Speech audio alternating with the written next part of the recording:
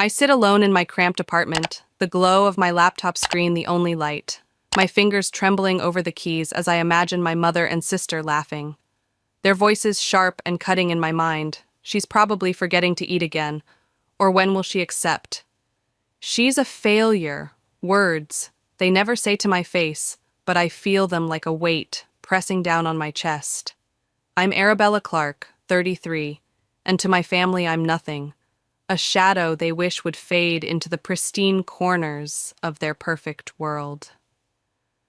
The walls around me peel with age. The air smells of stale coffee, and outside the city hums with a life I've never fit into. My mother's elegant living room flashes in my mind, her holding an expensive wine glass, her lips curling in disdain as Lillian nods along, their golden hair catching the chandelier light. They don't need to say it, I hear it anyway, the whispers that have followed me since I was old enough to dream beyond their plans. I glance at the clock, 2 a.m., another night bleeding into morning, my eyes burning, but I can't stop, not now. The screen flickers with numbers, code, a lifeline I've built from scratch while they sip champagne and plan Lillian's wedding to Ethan Hayes, the prince of their glittering empire. I'm not invited to the fittings, the tastings, the brunches where they clink glasses and toast to a future I'll never have.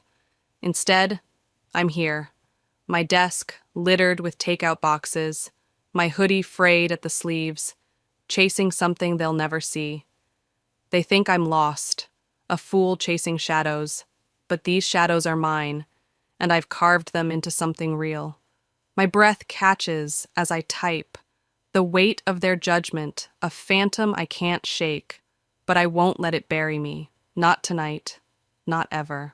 My mother's voice echoes from years ago, Harvard Business School, then your father's company, then a suitable husband, her plan for me laid out like a polished script, every step gleaming with prestige. I see her now, standing in our marble-floored foyer, her pearls glinting as she smiled at me, 18 and wide-eyed, believing I could be her masterpiece. But I tore it apart, ripped that script to shreds, chose fintech instead, a field they called crazy, a gamble for geniuses or fools. I remember her face when I told her, the way her smile froze, her eyes narrowing as if I'd slapped her. "You'll regret this, Arabella," she said, her voice cold. And my father just nodded, his silence louder than her words. I didn't go to Harvard, didn't slip into a sleek office with a 6-figure salary. Instead, I found a tiny room with flickering lights, a team of developers who believed in me when no one else did. We built something they couldn't see, an AI platform to predict markets, to outsmart the chaos they thrived in. My mother wanted me to wear tailored suits, shake hands with moguls, marry into their world, but I chose code over cocktails, sleepless nights over luncheons. They laughed then, called it a phase, a rebellion, but I saw the future in those lines of data, a future they couldn't control. My hands shake as I remember, not with fear, but with defiance, because every line I wrote was a step away from her plan, a step toward something mine. Lillian, my golden sister, 29 and perfect, her Wharton degree, her CFO title, her engagement to Ethan Hayes. She smirks at me during one of her visits, her voice dripping with pity. "You missed another dinner, or are you still clinging to that hopeless dream?" she says. Her Chanel bag gleaming on my chipped table, her nails tapping like she's counting my failures. I say nothing, my screen full of financial reports she'll never understand, my silence a wall she can't breach. She stands there, her designer coat brushing the floor, her eyes sweeping over my apartment, disgust curling her lips as if she's stepped into a sewer. "God, you really live like this," she mutters, flipping her hair. "Why are you punishing yourself?" I grit my teeth, my fingers tightening on the mouse. I could tell her I've worked 90 hours this week. That success doesn't come with a trust fund, but she'd never get it, not with her cushy office, her corner view, her life handed to her on a silver platter. She doesn't leave, lingers like she enjoys the sting. Ethan just bought me a yacht, she adds. We're going to the Hamptons after the wedding. Hope you wear something decent if you show up. Her words land like a slap, sharp and deliberate. But I don't flinch, not outwardly. Inside, I burn, the fire stoked by years of her taunts, her certainty I'll never rise. She thinks I avoid them out of shame, but I skip those dinners because I'm not an outsider by choice. I'm a threat they can't name. I turn back to my screen, the numbers my shield, my revenge still a secret, and I let her walk away, her heels clicking, her laughter fading, unaware of the storm I'm brewing. 4 years of sleepless nights, my rundown apartment, my battlefield, and now a $50 million deal with a venture capital firm, finalized in secret. I can hardly believe it's real. My AI platform, a revolution, they said, capable of predicting market trends with precision no one else could touch. It's the culmination of every hour I spent, hunched over my laptop, while Lillian planned her wedding and my mother polished her guest list. I sit back, the weight of it sinking in, my fingers hovering over the contract on my screen, a single click away from changing everything. They're still blind, my family, seeing only a stubborn girl wasting her life. But I've built something bigger than their empire, something they can't ignore much longer. I could call Lillian right now, tell her about the deal, watch that smug look melt off her face, but I don't, not yet. The timing isn't right, I decide, sipping my coffee, the bitterness grounding me, as I imagine her next visit, her next jab about my hopeless dream. I've kept this secret for 3 months, negotiating late into the night, my voice steady on calls with executives who saw what my family couldn't. And now it's done, the ink drying on a future they never predicted. I smile, a quiet thrill running through me. Don't worry about your wedding gift, Lillian. I have something special, I murmur to the empty room, the words a promise I'll keep. My apartment feels smaller tonight, the peeling walls closing in, but it's not a cage anymore. It's where I won, and they have no idea what's coming. I step into the banquet hall, Versace dress hugging my frame, no more faded jeans or hoodies, and the air shifts, heads turning as I move through the crowd. Lillian freezes at the head table, her smile faltering, her white gown pristine against the silk-draped chairs, and my mother's eyes widen from across the room, her champagne glass pausing midair. "Arabella, don't ruin this," she hisses, her voice cutting through the chatter, but I ignore her, my heels clicking deliberately on the polished floor as I approach the table. The guests watch, some curious, some amused, their jewels glinting under chandeliers, and I feel every gaze, no longer the pitiful sister in a sweater, but something else, something they can't place. I set my clutch down, pull out the envelope, and slide it across the table toward Lillian. "Congratulations, Lillian. My gift to you," I say, my tone calm, steady. She scoffs, picking it up with that familiar air of condescension. "Oh, don't tell me it's another one of your handmade cards," she says, her friends chuckling as she tears it open. But then her smirk fades, her hands trembling as she pulls out the papers. Her eyes skim the lines. The number hits her, $50 million, and her voice cracks. "Tell me this is a joke, Arabella," her arrogance replaced by disbelief. I tilt my head, meeting her gaze, 100% real.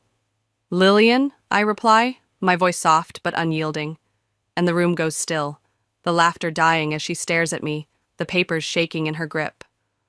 My mother snatches them from her, scanning the words, selling the company. $50 million, she whispers, her face draining of color. "What the hell did you do, Arabella?" I shrug, lifting my champagne glass, swirling it lightly. "I built a company everyone said was hopeless. And then one of the biggest financial firms decided to acquire it," I say, pausing to let it sink in. "Guess I wasn't as useless as you thought." Lillian's mouth opens, no words come out, and my father, silent until now, stares at me like he's seeing me for the first time. I take a slow sip, the bubbles sharp on my tongue, and I feel it. The shift.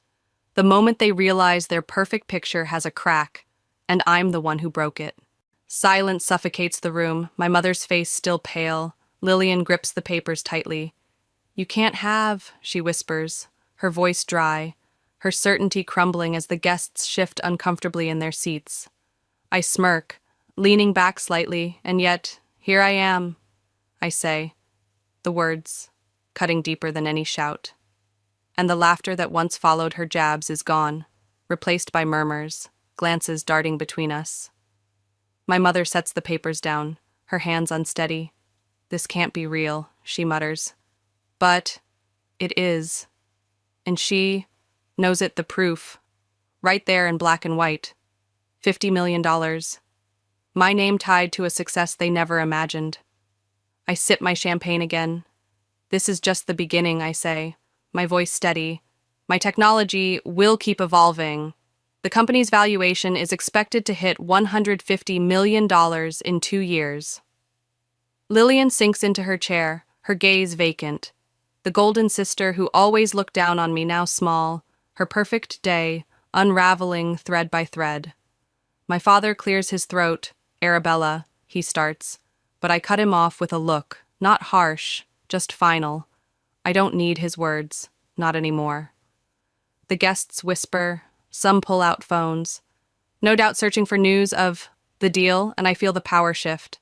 No more pitying glances, no more dismissal. I won't just be the most successful person in this room, I add, holding Lillian's eyes. I'll be the most successful person in this family. And someone gasps, a sharp breath breaking the tension. But I don't flinch. I've earned this. I turn away, glass in hand, the chatter resuming behind me. But it's different now, laced with awe, maybe fear, and I let it wash over me, years of their judgment dissolving in this single moment. They thought I'd never break free, that their limits would hold me, but I shattered them all, and as I walked toward the balcony, the city lights sprawling below. I know this isn't the end. It's the start of something they'll never control. 6 months ago, my AI flagged it, Hayes Group's empire teetering on debt and reckless deals, a collapse I saw coming while Lillian planned her honeymoon, oblivious to the cracks beneath her perfect life. Now it's breaking news, possible bankruptcy, the headline flashing across my screen as I sit in my new office, the city sprawling 45 floors below, sunlight streaming through glass walls. My phone buzzes, Lillian's name lighting up, and I answer, her voice shaking on the other end. You knew, didn't you? Her tone no longer sharp, just desperate. I lean back, feigning ignorance. Knew what? I ask, letting the silence stretch, knowing she'll fill it. Ethan's family, their company is losing everything, she says, her breath uneven. If they can't handle the debts, I'll lose everything too. I tighten my grip on the phone, the satisfaction simmering beneath my calm. Your perfect dream is over, I say, the words deliberate, echoing her taunts from years ago when she stood in my apartment, mocking my choices. She doesn't argue, doesn't snap back, just inhales sharply, and I picture her, no Chanel bag now, no manicured nails tapping, just a woman realizing the ground's gone soft beneath her. My platform predicted this, tracked every concealed report, every bad investment, and I didn't warn her, didn't need to. She wouldn't have listened then. The call ends, her silence louder than any plea, and I set the phone down, glancing at the data still running on my screen. Proof I was always steps ahead. Proof her world was never as solid as she thought. My father visits my sleek new office, his suit wrinkled, his pride cracking, and I watch him step inside, his eyes sweeping over the leather chairs, the monitors flickering with market numbers, a far cry from the peeling walls he once scorned. He sits without asking, gets straight to it. Lillian needs your help. His voice heavy, no preamble, no pretense, and I laugh softly, the sound dry, not cruel, just inevitable.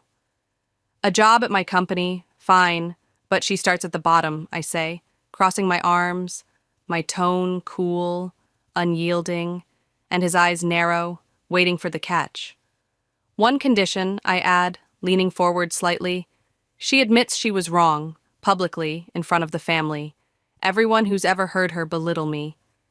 He hesitates, his jaw tightening, and I see the battle in him, the man who told me I'd waste my life now bargaining for his golden daughter. But I don't soften, don't bend. She needs a place to start over, he says, quieter now, and I nod, pulling a folder from my drawer, sliding it across the desk. This is her chance, but it's on my terms. He stares at it, the weight of my words settling, then picks it up, his shoulders slumping as he stands. No argument left. He walks out, the door clicking shut, and I lean back, sipping my coffee. The taste sharp, grounding, knowing the choice is hers now. Knowing she'll have to face me. Not as the sister she pitied, but as the one who holds her future. Lillian arrives broken, no makeup, no arrogance, her coat creased, her eyes shadowed with exhaustion, and she stands at my office door whispering, "I'll work here," her voice so quiet I almost miss it. I slide a folder across the desk. "Start tomorrow," I say, my tone firm. No warmth yet. And she nods, picking it up, her hands unsteady as she flips through the pages. A contract, a new beginning she never wanted. She starts in data analysis, no corner office, no title, just spreadsheets and deadlines, and I watch her struggle, fumbling reports, entering wrong numbers, getting reprimanded by a supervisor who doesn't care about her last name. She corners me in the kitchen at lunch, her voice tight. "You're not going to help me." And I cross my arms, meeting her eyes. "Learn to stand on your own, Lillian." I did. She presses her lips together, no retort. Just a flicker of something, maybe patience, maybe defeat. And I leave her there, her coffee untouched, her world shrinking to the screen in front of her. Weeks pass. She makes mistakes, costs the team hours fixing a report, misses a trend that throws off a forecast, but she doesn't quit, doesn't run back to our parents. I see her late one night, hunched over her desk, glasses she never used to wear sliding down her nose, and I get an email from her supervisor. She's trying. Her latest report's better, and I pause, surprised, a small smile tugging at my lips. She's changing, not fast, not easy, but real. And I wonder if she feels it too. The weight lifting, the shadow of her old self fading as she learns what I learned years ago, alone in that rundown apartment. A year passes, my company hits $150 million. CEOs who once ignored me now chase me with conference invites, and I sit in my office, the city skyline a golden haze beyond the glass, proof I've outgrown the shadows my family cast. Lillian's promoted mid-level now, no longer the broken girl who begged for a job, and she walks in one morning, coffee in hand, setting it on my desk with a quiet nod. "I used to think you were just a dreamer," she says, her voice soft, no edge left. I lean back, studying her. "Now I get it," she adds, sitting across from me, and I nod, sipping the coffee. "What have you learned?" I ask, curious, not demanding. She exhales, her eyes steady. "I'm not special unless I prove it. And I feel it. A shift. Not just in her, but between us, the air lighter than it's ever been." My family softens too, no apologies in words, but I notice it. My mother's calls just to check in. My father sending an article about my success without a hint of critique. And I don't wait for more. Don't need it. They see me now, not as the stain they hid, but as something else. Someone who rewrote their rules. And it's enough.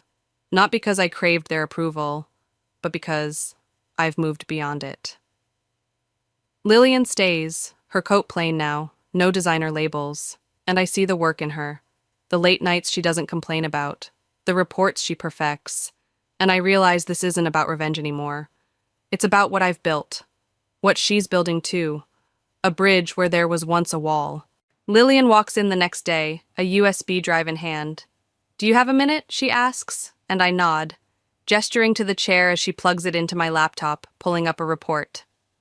"An 8% accuracy boost," she says, her voice calm, no arrogance. Just pride in the numbers she's crunched, and I skim it. The data tight, precise, impressed, I say, glancing at her, and she smiles. A small, genuine thing. No expectation of praise, just satisfaction. I lean back, looking out at the sunset, the city bathed in gold. Want to grab dinner? I ask. The words easy, natural, and she nods. I'll pick the restaurant, her tone light, and I laugh, a sound I never thought I'd share with her. We're not enemies anymore, not sisters divided by their judgment or hers. And I feel it as we leave, the weight of that wedding a year ago fading. The envelope, the shock, all of it distant now. She's learned not just how to work, but what it means. And I've learned too that success isn't the smirk I wore when she trembled, it's this moment where she stands on her own, where I don't need to prove anything. The office hums behind us, my empire thriving, but it's quieter in me, a peace I didn't expect, and I know this is the real victory, not their regret, but our growth, side by side. I shut off my computer, the city glows below me. A year ago I stood at that wedding proving them wrong, my Versace dress a weapon, my words a blade, but now I see it's not about their regret. It's about building, moving forward, helping even Lillian rise. I think of her then, trembling over those papers, my mother's shock, my father's silence, and it feels small, a memory that doesn't sting anymore, because I didn't do this for them, I did it for me, for the girl in that run-down apartment who believed when no one else did. True success speaks for itself, I realize, standing there. The skyline a testament to what I've made, not just money, but meaning. Lillian's report sits on my desk, her effort etched in every line, and I smile, not at her failure turned triumph, but at what it means. Opportunities I created, not just for me, but for her, for anyone who dares to start over. Revenge was a spark, bright and brief. But this is the fire, steady, warm, and I step away from the window, my reflection faint in the glass, no longer the shadow they saw, but someone whole, someone free, ready to keep going, unchained from the past they tried to lock me in.